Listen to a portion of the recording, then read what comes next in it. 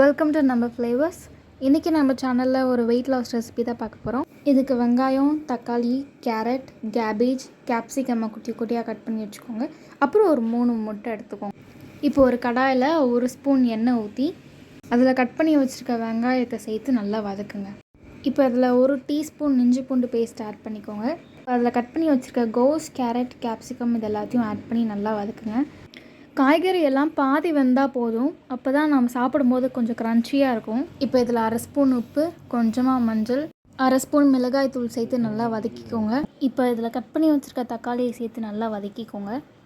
இப்போ இதில் 1/2 ஸ்பூன் மிளகுத்தூள் சேர்த்து நல்லா வதக்கிக்கோங்க. இப்போ இதை ஒரு பவுலில் ட்ரான்ஸ்ஃபர் பண்ணி நல்லா ஆற விடுங்க.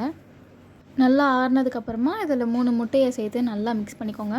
இப்போ தோசைக்கல்லில் 2 ட்ராப் எண்ணெய் விட்டு இப்போ நம்ம கலந்து வச்சுருக்க முட்டை கலவையை கல்லில் ஊற்றி வேக வச்சு எடுத்திங்கன்னா ஒரு ஹெல்த்தி பிரேக்ஃபாஸ்ட் ரெடி.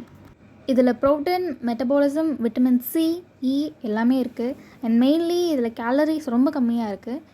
ஸோ இது வெயிட் லாஸ்க்கு உண்மையிலேயே ரொம்ப ஹெல்ப்ஃபுல்லாக இருக்கும். இந்த டிஷ்ஷை நீங்களும் உங்கள் வீட்டில் ட்ரை பண்ணி பார்த்து உங்களோட ஃபீட்பேக்ஸை எங்களோட ஷேர் பண்ணுங்கள். தேங்க்யூ.